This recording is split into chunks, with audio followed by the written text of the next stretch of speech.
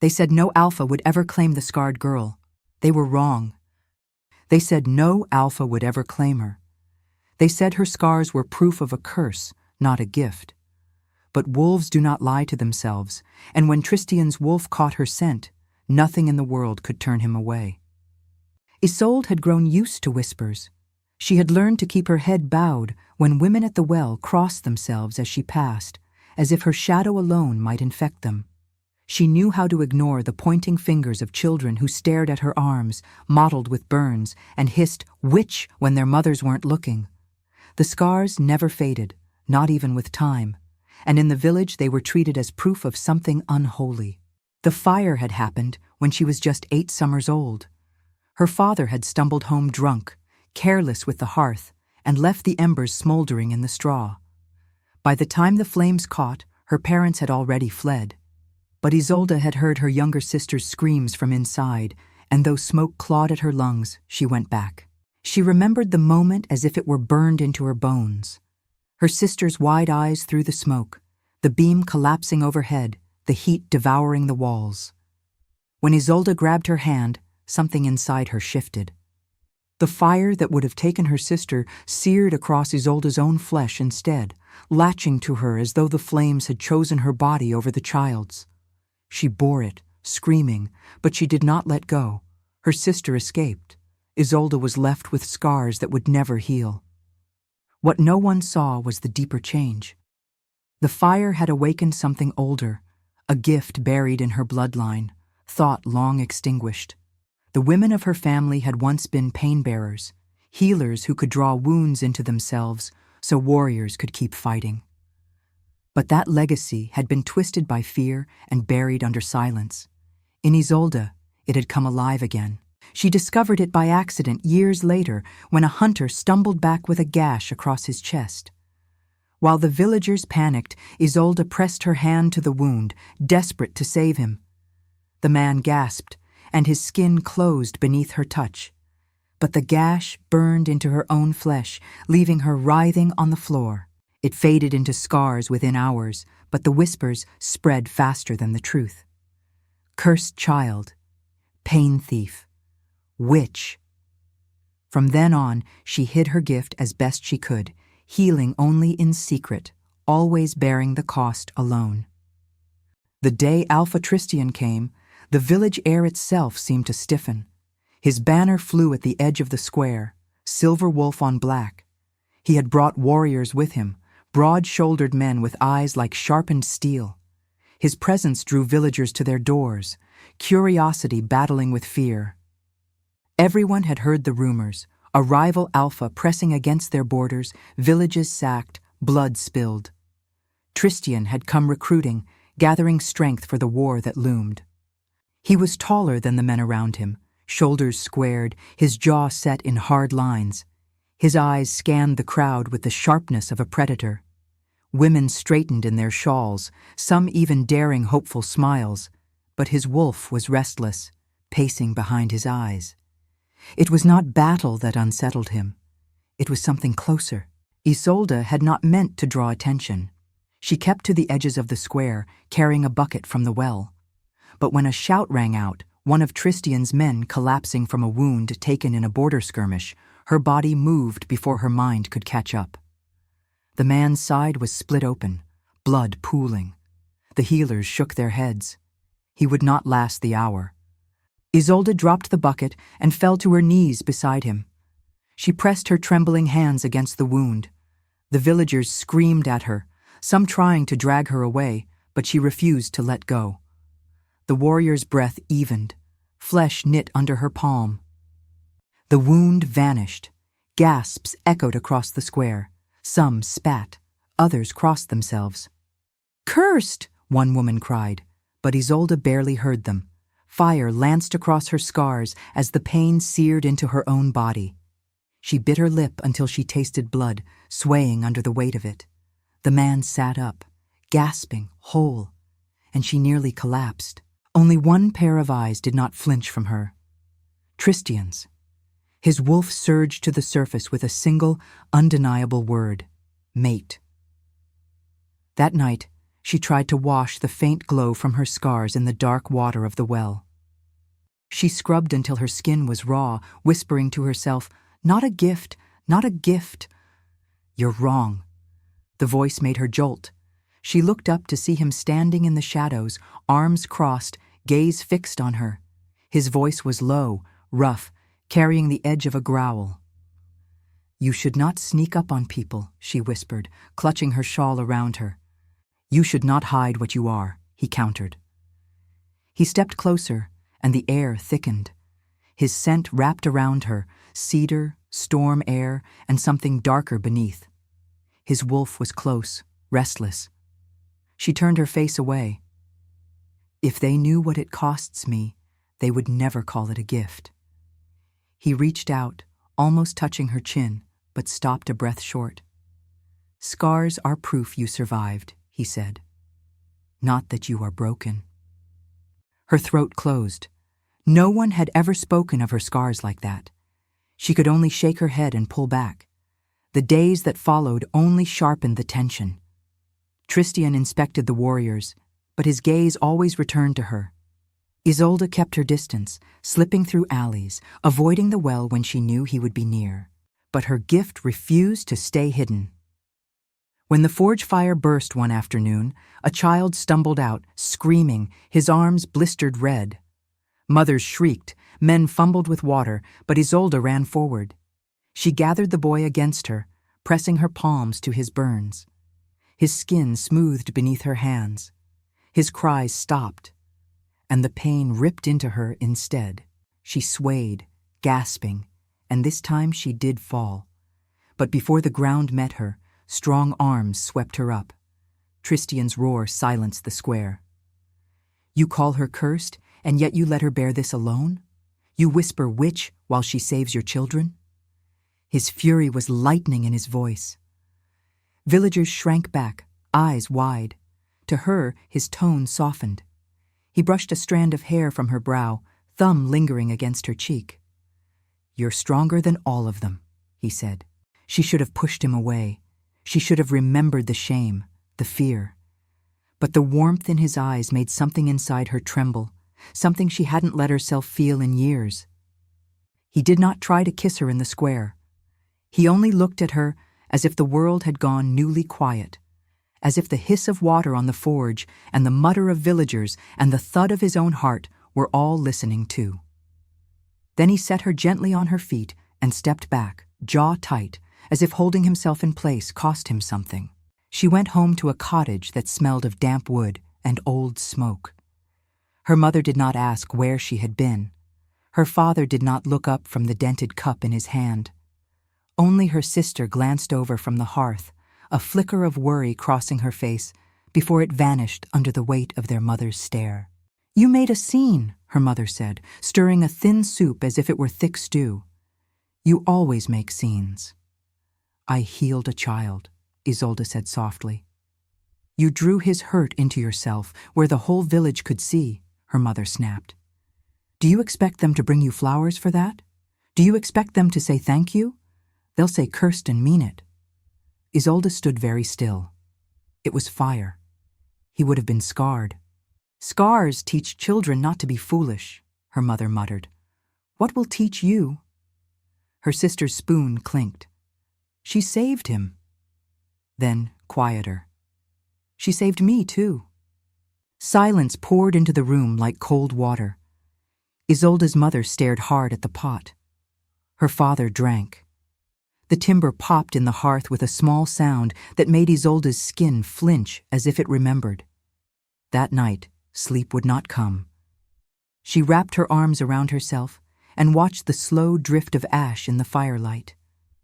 When the wind rose, it carried a scent she did not expect: cedar and storm, wild heath after rain. She shut her eyes against the longing that rushed up like a tide. In the morning, she went to the old woman at the edge of the woods. The cottage looked as if the earth had been patient with it, allowing the roof to grow moss, allowing the walls to lean and settle until they seemed part of the roots of the oaks behind them. Anwen opened the door before Isolde could knock, her hair a white halo of frizz, her eyes sharp as thorn tips. "I thought you would come," Anwen said, and stepped aside. "The village is loud with your name today." "I didn't," Isolde began. "You healed a warrior," Anwen said. "You healed a child, and you did not die of it. That is enough to draw eyes." She set a chipped mug on the table, steam drifting from it. "Drink." The tea tasted of wood smoke and something green. Isolde wrapped her hands around the warmth. "Tell me," Anwen said, "what you remember of the fire when you were small." Isolde's throat tightened. Still, she told it. How the smoke had settled in her mouth like a second tongue, how the rafters had groaned like animals, how the heat had shoved her back from the door, and how she had shoved back harder, little hands blistering, and how all the pain that should have burned her sister had come for her instead. Anwen listened, her gaze never leaving Isolde's face. When the story was done, she pulled a cracked wooden box from beneath the bed and lifted the lid. Inside lay a strip of faded blue cloth, and on it a small bronze disc worn smooth by generations of fingers. She set the disc in Isolde's palm. It was cool and heavy. On one side, a wolf was etched in thin lines, head thrown back in a howl. On the other, a woman knelt with her hands cupped as if holding water, though the lines spilling over her fingers looked more like light. "My grandmother called your line pain-bearers," Anwen said.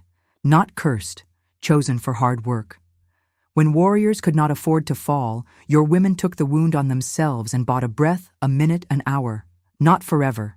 It is not a gift meant to cheat death or fate, only to bridge a gap, to let a man rise from the ground and swing his blade once more. They paid for that breath with their bodies. Their scars were the record of the debt." Isolde's fingers closed around the disc. Her scars prickled, as if they knew their own story when they heard it. "Most forgot," Anwen went on. "Some wanted to forget. Easier to call a woman cursed than to remember she stood between a blade and a man you loved. Easier to be afraid." Isolde swallowed. "I do not want to be afraid." Anwen's smile was fierce and small. "Then do not be. But do not be foolish either." She tapped the bronze disc. "A pain-bearer is not a well. You cannot dip and expect the water to rise on its own. You need a keeper at the rope, someone to take your weight when you haul the bucket up, someone who says enough for today, someone who puts a hand over yours when the handle bites." Heat rose to Isolde's face. "I don't want—" She stopped. What she didn't want was pity. What she did want was a hand on the rope. "I know what you do not want," Anwen said gently, "and I see what you will have. Go home before the elders send for you. They will. They smell change like smoke." The elders did send for her, though they did not ask her to sit, and they did not offer tea. They sat on their chairs in a narrow room that smelled of old wool and damp stone, and stared at her scars as if they were letters they could read if only they squinted hard enough. "You will not touch our men again," Corvin said, his voice smooth as polished wood. "Not without our leave." "She saved your hunter," one of the younger men muttered before he swallowed the rest of the sentence at Corvin's glance. Corvin folded his hands. "We do not dispute what happened. We dispute whether the price is acceptable." "The price is mine," Isolde said. "The price," Corvin replied, "is our fear. Fear is a currency, girl. It buys foolishness. It buys mobs. It buys grief. A village cannot afford to spend it." Tristian stepped from the doorway like a shadow becoming a man. No one had heard him come in. The elders straightened as if they'd been trying to look taller all along. "The price is blood," he said, "and she pays it. You take it." Corvin's mouth tightened. "This is village business, Alpha. Your business becomes mine when your fear puts a hand on her," Tristian said. He did not raise his voice. He did not bare his teeth. He did not need to. "Tell me where in your rules it is written that a man may forbid a woman to help if she is willing." Corvin did not answer. The men on either side of him looked at the table. Tristian's gaze shifted to Isolde. Walk with me." She should have said no. She said yes, and followed him into a sky that held itself like a breath about to be released. They walked beyond the last houses to where the ground sloped toward the river. Rushes made their thin music. The water moved fast, slick and cold, shouldering past stones. He did not speak for a long time. When he finally did, she could feel the words before she heard them, as if his chest were a drum and her ribs knew the rhythm. "When I was 15, he said, a pack 3 valleys over asked for help. The winter had been lean. Men were light, tempers heavy. A raider came in after dark and put a knife in their Alpha's back. He lived because a woman put her hands on him and took the wound onto herself. She walked bent for a year afterward. She carried the seasons in her spine like stones. When people said thank you, she laughed until she cried. She said the thanks was what she could not carry." Isolde watched a leaf spin in a whirl of current and vanish under a rock. "Was she a pain-bearer?" she asked. "She was a woman who would not let him die," Tristian said. "I do not know what her blood was called." "What happened to the raider?" Isolde asked. "We hunted him," Tristian said simply, "and made sure the winter was not as lean." They stood listening to the river.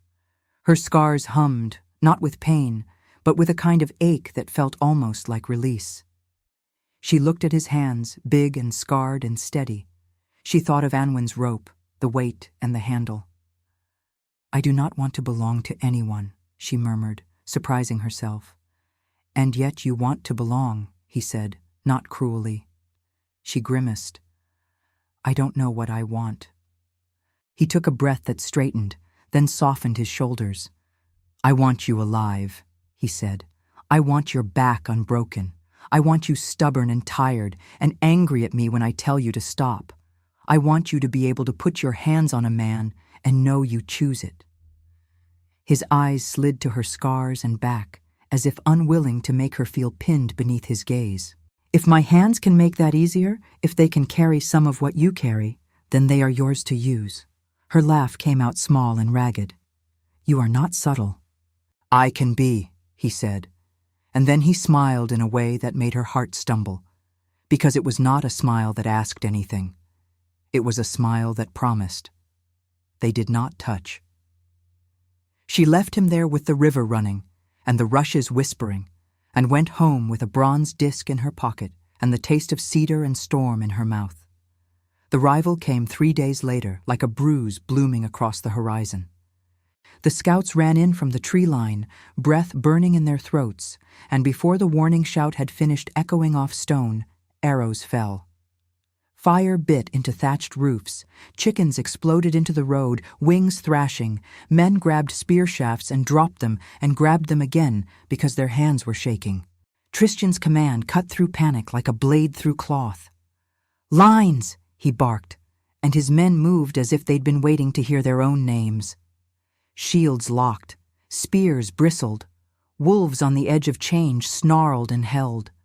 Isolde ran, not away, from house to house, pulling a child from a doorway, shoving a bucket into a boy's hands, and making him look her in the eye.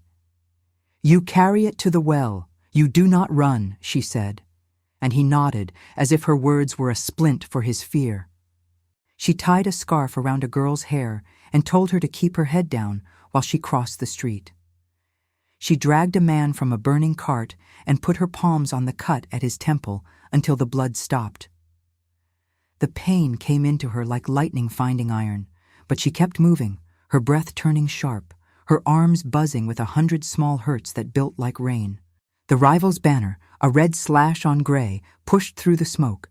Men in leather and chain, teeth bared though their faces were human, came hard for the square. Tristian met them there.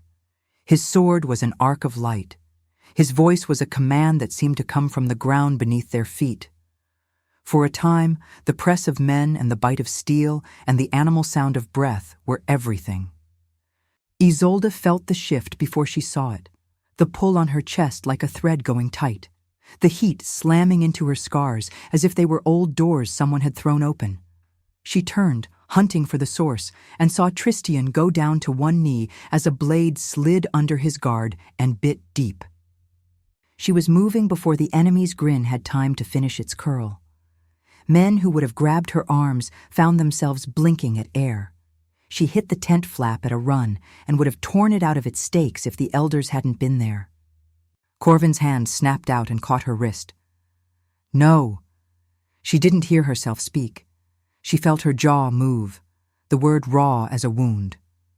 Move. If you touch him, you will take his strength, Corvin snarled. He will rise weaker. He will fall again. Better an alpha dies a warrior. Better a man lives, she said, and ripped her wrist free. His nails left crescent moons in her skin that filled with blood.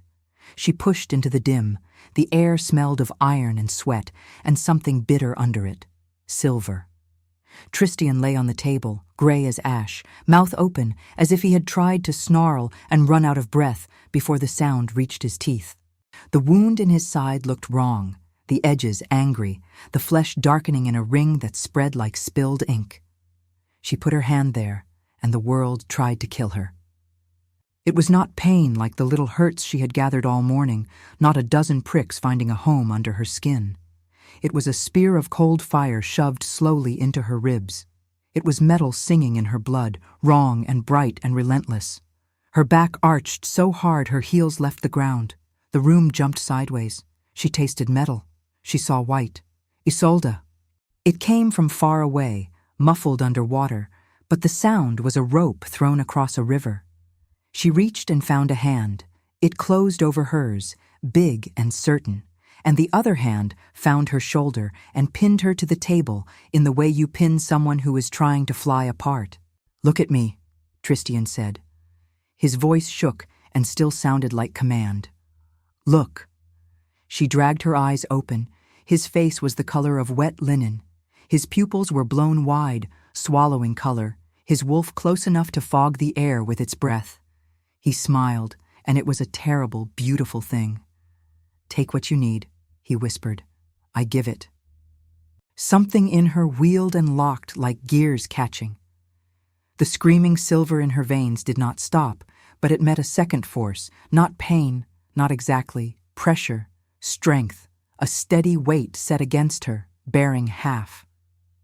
It felt like a body stepping into a harness beside hers, like another pair of hands on the rope, like a man bracing his feet and taking the other end of a load because he would not see her break. She sobbed. It wasn't pretty. It was a sound like a house giving way in a storm, and under it something steadied. She pushed harder. The silver retreated, grudging as winter, and then all at once like a tide pulled by a stubborn moon.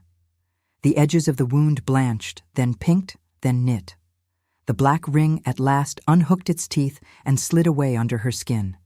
It found a new home, hers, and set it on fire. She breathed through it. Tristian's fingers bit into her palm with the exact amount of pain to keep her in her body. She realized dimly there were people in the tent, voices stuttering to a halt, a bowl hitting the floor, someone saying a prayer to the nothing that lived in fear itself. But all she could really hear was the drum in her ribs lining up with the drum in his. When the last thread of poison slipped free, she slumped like a cut rope. The world went gray at the edges. If his arm hadn't already been around her, she would have slid to the floor. "Stay with me," he said, and she wanted to tell him she would, but her teeth were chattering too hard to form the word. He held her until her jaw loosened. Then he stood, taking her weight with him as if it cost him nothing. He didn't ask if she could walk. He didn't ask if she wanted to. He carried her. The tent flaps snapped in the wind as he shouldered through, and the night rushed up, cold and full of smoke. The square was a mess of trampled earth and dropped shields and ugly relief. The rival line was pulling back. Someone had convinced the fire it had burned enough. Tristian did not set her down. He was bare from the waist, the new skin at his side flushed thin pink, the old scars across his chest sitting easy in the moonlight as if they had been waiting for company. His voice reached every corner without needing to shout. "Look," he said, They looked, some at him, many at the woman in his arms, whose skin glowed faintly like coals that refused to die, whose mouth was still bloodless with effort, whose eyes were as steady as a held blade. "These marks are not a curse," he said. "They are ledger lines. They are the record of what she has paid. For you. For your children. For me." He set her on her feet, not because he was done carrying her, but because he knew she would rather stand when he said the next part.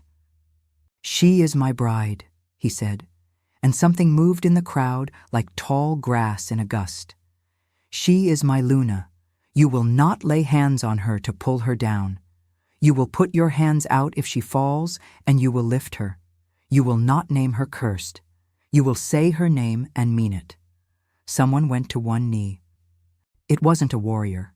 It was the woman who'd called Isolde a witch at the well, her hands shaking, her mouth pressed to her own knuckles.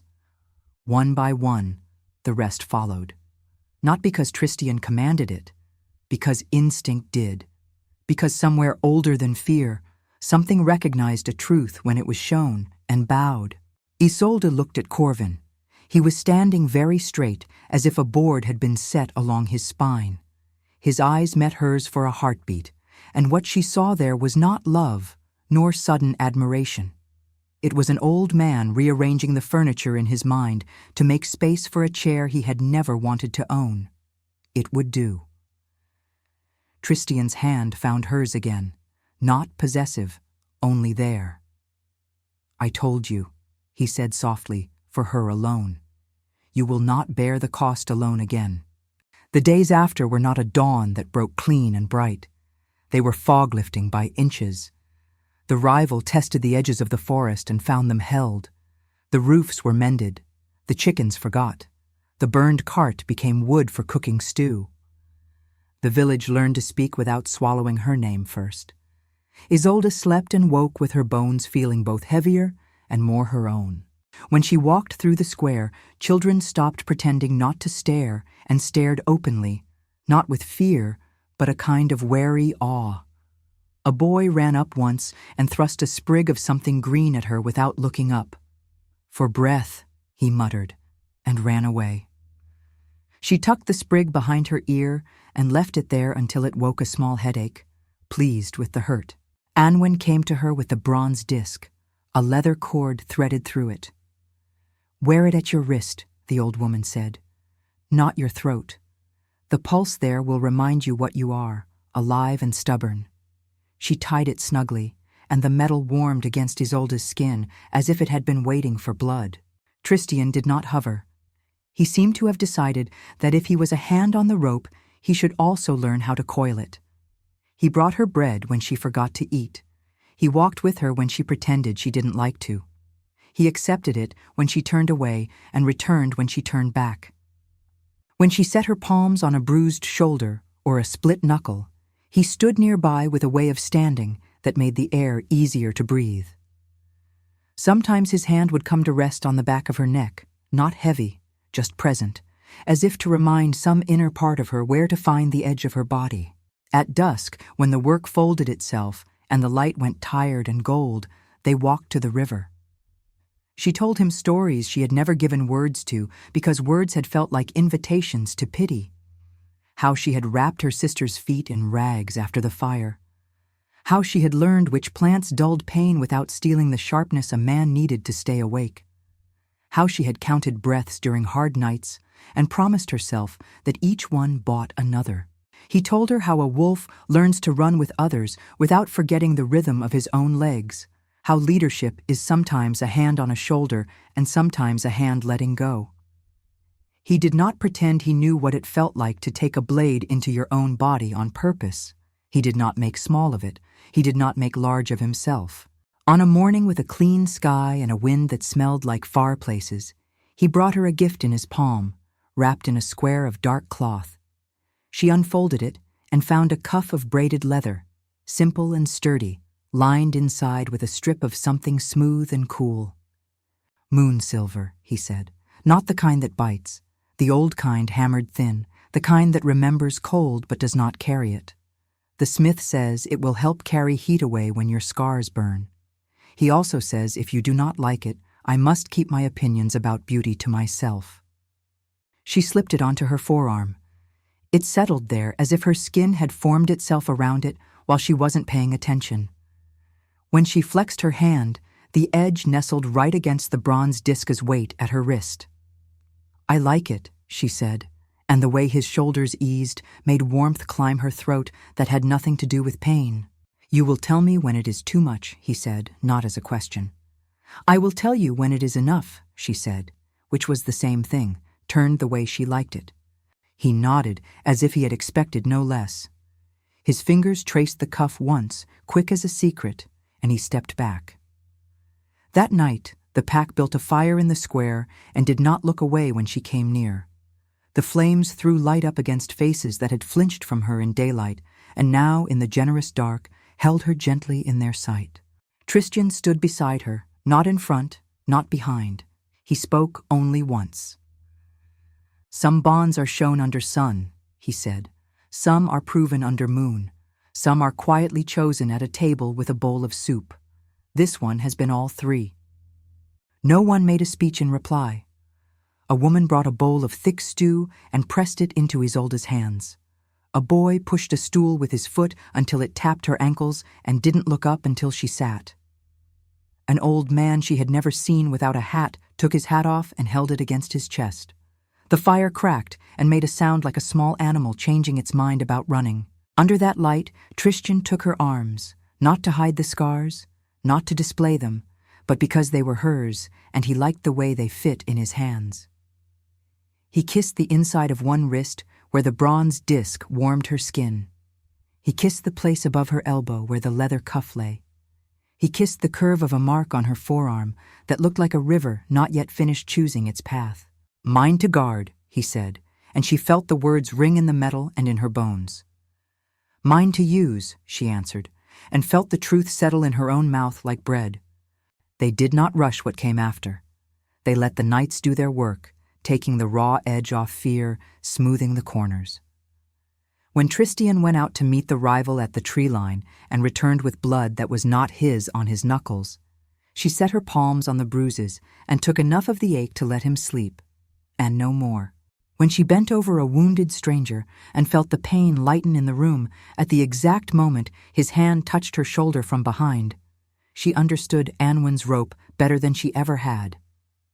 On a morning when frost had scribbled on the water bucket and the roofs wore thin white caps like old men at market, the rival sent a messenger with an offer to meet. Tristian met him on the flat stone past the last oak and returned with news that surprised no one. The rival had decided he liked his fighters whole, and he did not like that Tristian stayed that way. Then he should stop giving me reasons to test my luck, Tristian said dryly, and there was a low growl of agreement from the men nearby that had nothing to do with threat and everything to do with belonging. Isolde watched him from the doorway of the smithy. He turned his head as if her gaze tugged a thread. For a heartbeat, the world went quiet again, and she thought of the girl she had been, ash in her mouth and her sister's hand in hers, and of the woman she was now. Ash still in her mouth sometimes, but also cedar and stew and leather, and the clean cut of a winter wind that reminds you you're alive. That night clouds pulled away from the moon like curtains drawn by shy hands. The square was emptying, the firebeds raked smooth. She stood where the light from the coals made a small island around her and listened to the tamp of feet, the murmur of voices, the last laugh breaking open then closing again, like a door swung in a draught. Tristian came to stand with her on that island. He did not say her name like a question. He said it like a word he had learned to write without having to look at his hand to remember how.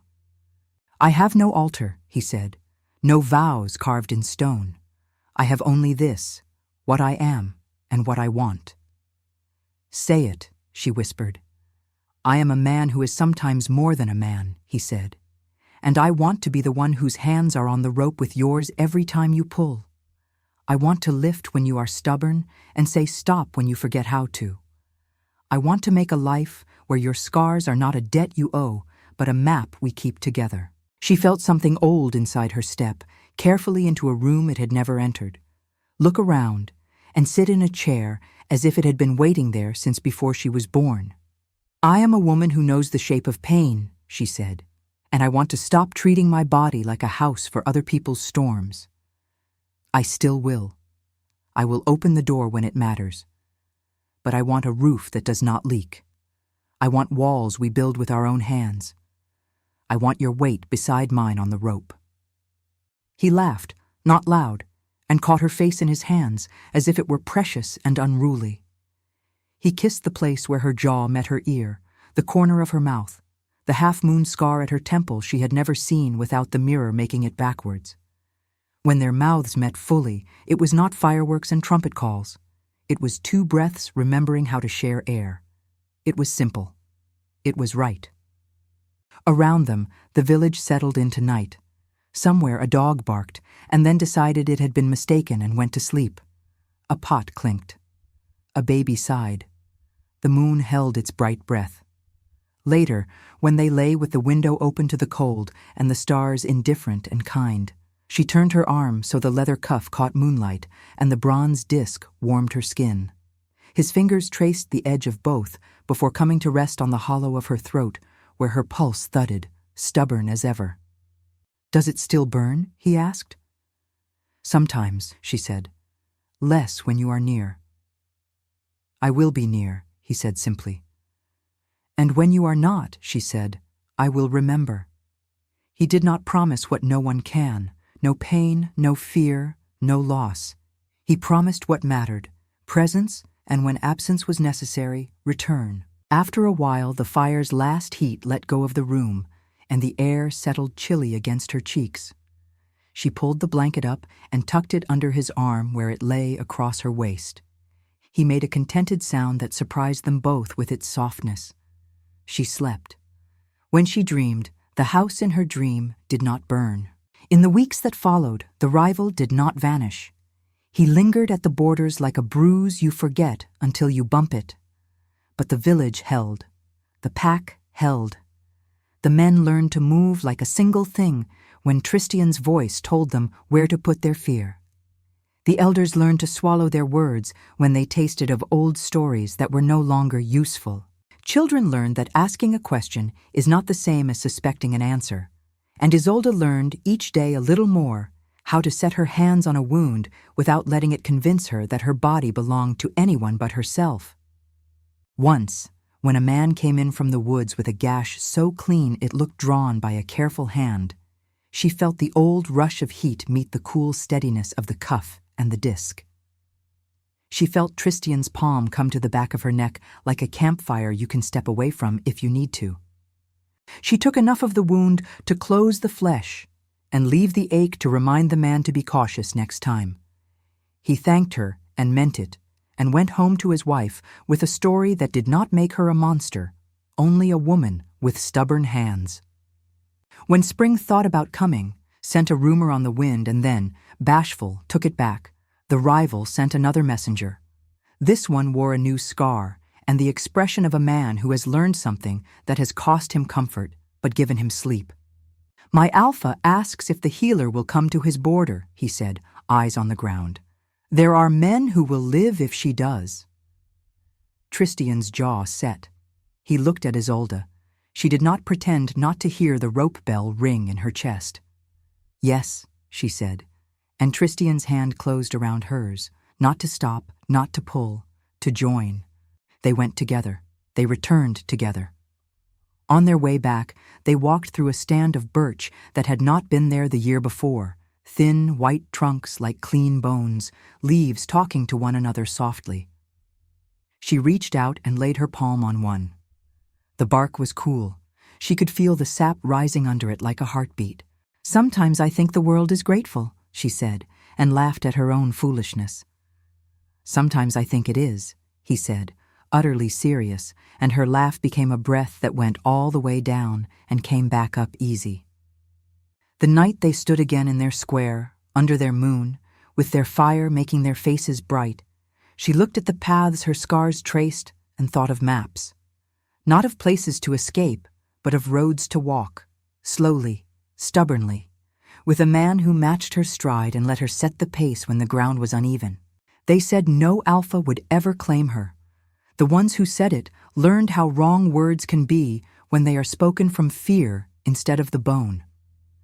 They watched an Alpha choose not with a ceremony or a crown, but with his hands and his steadiness and the way he stood beside a woman when the world wanted to make a spectacle of her. And Isolde, who had once made herself small so that her shadows would not touch anyone, stood tall beside him, not because the village had changed, though it had, and not because fear had vanished, though it never does. She stood tall because the rope had two hands on it now. Because the cost she paid wrote itself not as a tally of debt, but as the story of a life chosen and a bond kept. When the wind rose, it smelled like cedar and storm and the first green under frost. She breathed it in, she let it out.